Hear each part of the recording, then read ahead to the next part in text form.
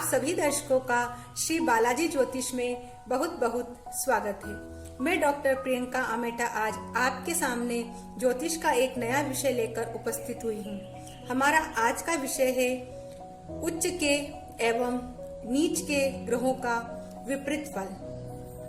आज के इस वीडियो में हम जानेंगे कि किसी जातक की जन्म कुंडली में यदि कोई ग्रह उच्च का हो या फिर कोई ग्रह नीच का स्थित हो तो वह अपना विपरीत फल किस प्रकार उस जातक को प्रदान करता है। जब हम किसी जातक की जन्म कुंडली का अवलोकन करते हैं तो कभी कभी हम यह पाते हैं कि उस जातक की जन्म कुंडली में 3 या 4 ग्रह उच्च की स्थिति में स्थित है, लेकिन फिर भी उस जातक की जीवन में राजयोग का निर्माण नहीं हो पा रहा है, उसकी भाग्योन्नति सही समय पर नहीं हो पा रही है, वह दुखी, चिंतित और अपने जीवन से हताश है।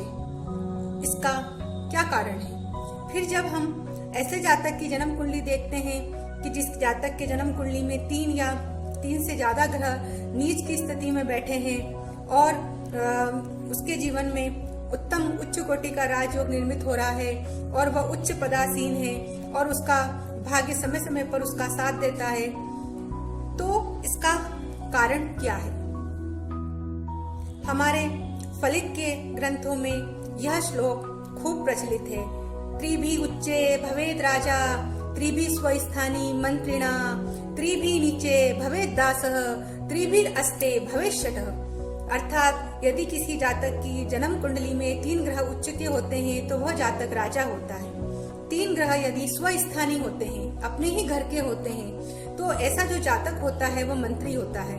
और 3 ग्रह यदि अस्त स्थिति में होते हैं तो ऐसा जो जातक होता है वह शठ होता है। और यदि 3 ग्रह नीच की स्थिति में होते हैं, नीच स्थानों के स्वामी होते हैं, तो ऐसा जो जातक होता है वह दास होता है, नौकर के सदृश होता है।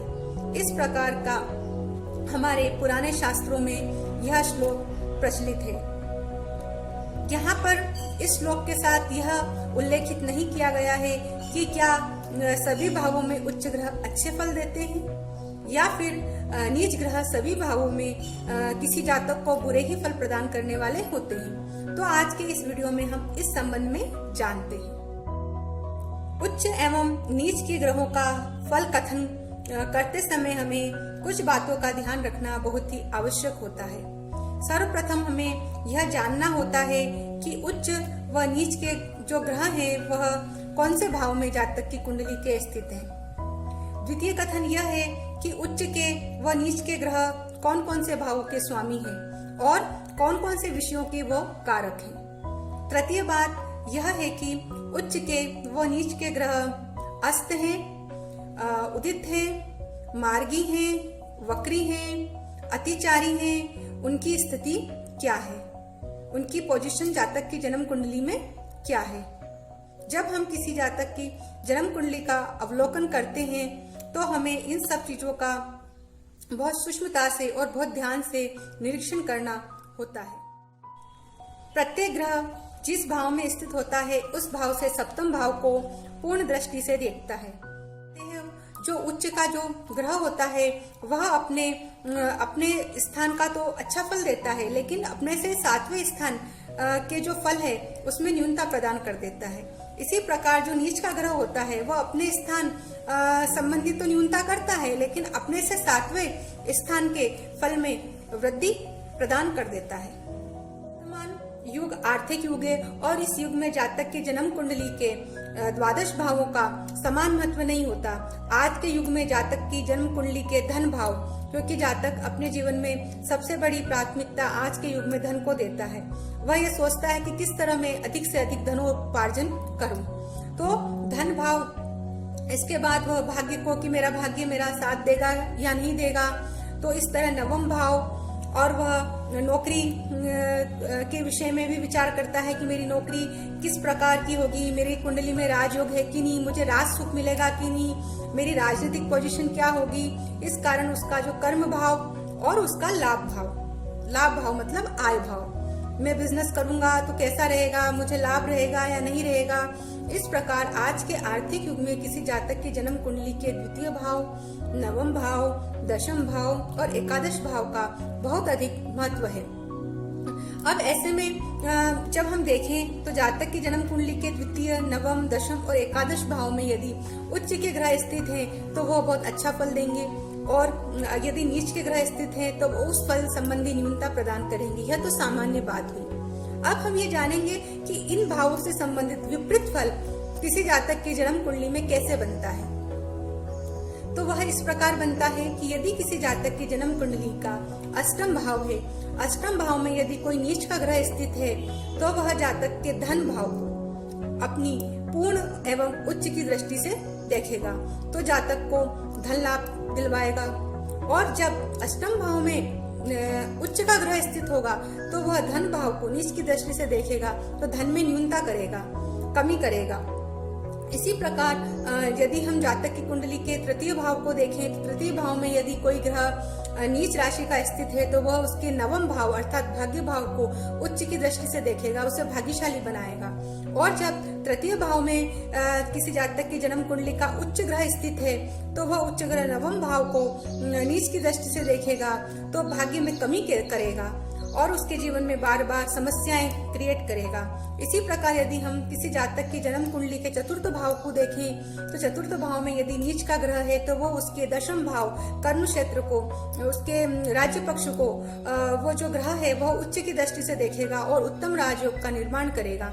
इसी प्रकार यदि वहाँ चतुर्थ भाव में यदि उच्च का ग्रह बैठा होगा तो वो राज पक्ष को, दशम भाव को नीच की दृष्टि से देखेगा, तो उसके राज पक्ष में कर्म क्षेत्र में न्यूनता पैदा करेगा।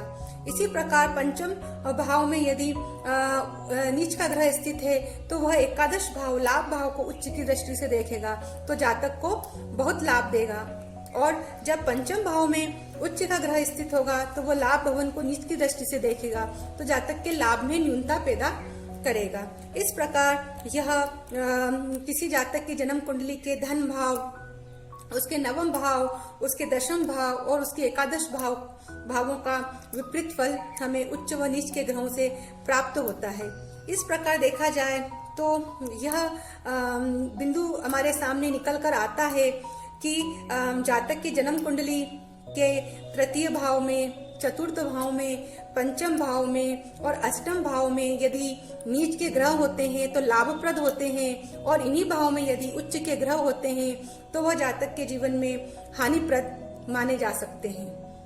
अब यहाँ पर एक प्रश्न यह उठता है कि क्या इन भावों में स्थित उच्च के फल अपने भाव संबंधित फल में श्रेष्ठता प्रदान नहीं करते और नीच के ग्रह अपने भाव संबंधित फलों में न्यूनता प्रदान नहीं करते?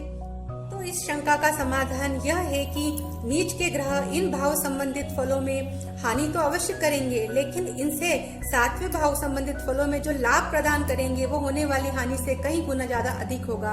इसी प्रकार इन भावों में स्थित उच्च के ग्रह से होने वाला जो लाभ होगा इन भावों के सातवें भाव से मिलने वाली हानि के आगे तुच्छ है। ग्रह जिस भाव में स्थित होता है उस भाव संबंधित फल देने के साथ साथ वह उस भाव का भी फल देता है जिस भाव का वह स्वामी होता है।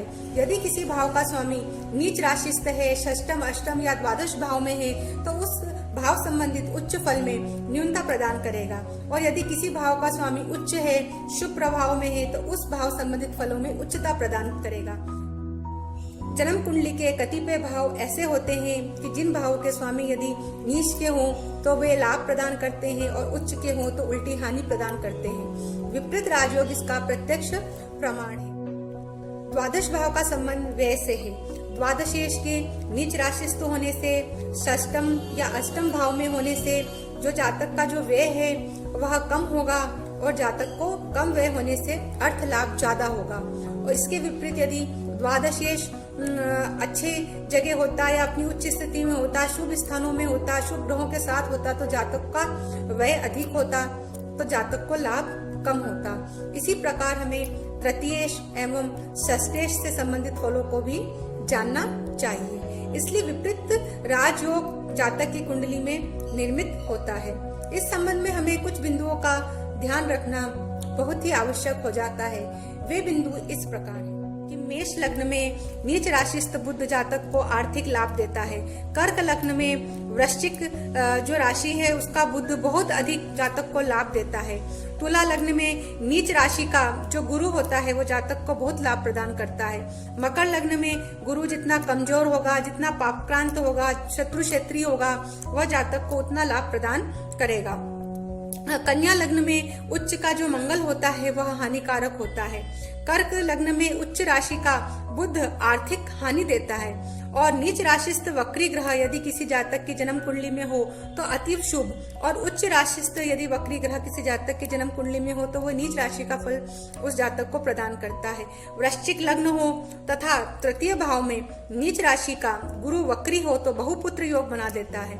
पंचम भाव में यदि मेष राशि हो और जातक का धनु लग्न हो और वहां मेष राशि का शनि हो तो राजयोग कारक माना गया है। हम नीच भंग राजयोग के विषय में भी जानते हैं। यदि नीच ग्रह की राशि के स्वामी की उस पर पूर्ण दृष्टि हो तो उसका नीचत्व भंग हो जाता है। यदि अष्टमेश नीच राशि में हो तो उसे नीचत्व दोष प्राप्त नहीं होता है। और भी कई प्रकार से किसी जातक के जन्म कुंडली में नीच योग भंग होता है। जैसे कि नीचस्थ ग्रह की नीच राशि का जो स्वामी होता है वह लग्न से, सूर्य से या चंद्र से केंद्र में स्थित हो तो उसका नीचत्व भंग हो जाता है। यदि नीच ग्रह लग्न कुंडली या राशि कुंडली से केंद्र में हो अथवा नीचस्थ ग्रह की नीच राशि का स्वामी उस नीच ग्रह की उच्च राशि का स्वामी आपस में परस्पर केंद्र में हो तो जातक की जन्म कुंडली में जो नीचत्व जो दोष होता है वो भंग हो जाता है। तो आज के इस वीडियो में हमने यह जाना कि उच्च के ग्रह जातक को उसके जीवन में कब प्रतिकूल प्रभाव देते हैं और नीच के ग्रह जब जातक की जन्म कुंडली में स्थित हो तो कब उसे अनुकूल फल प्रदान करने वाले होते हैं। यदि आपको मेरा यह वीडियो पसंद आया हो तो प्लीज इसे लाइक करें, शेयर करें, मेरे चैनल को सब्सक्राइब करें और अपनी प्रतिक्रियाएं कमेंट बॉक्स के माध्यम से मुझे अवश्य प्रेषित करें। धन्यवाद।